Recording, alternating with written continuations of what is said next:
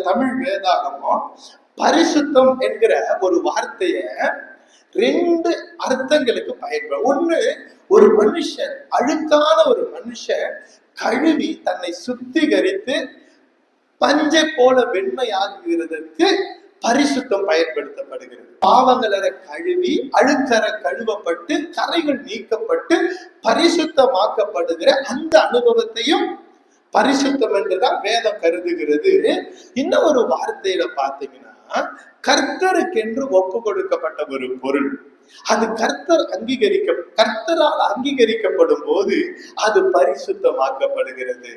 ஒரு பொருளை கர்த்தருக்கென்று நாம் கொடுக்கிறோம். ஆண்டவரே, இந்த பொருளை நான் உமக்கென்று அர்ப்பணிக்கிறேன் ஆண்டவரேன்னு சொல்லி அர்ப்பணிக்கிறோம். கர்த்தர் எனக்கு அந்த பொருள் வேண்டாம் என்று நிராகரித்தா அது பரிசுத்தம். கர்த்தருக்கு அது என்ன இல்ல, பரிசுத்தம் அல்ல. அதை கர்த்தர் தமக்கென்று அங்கீகரித்துக் கொண்டார்.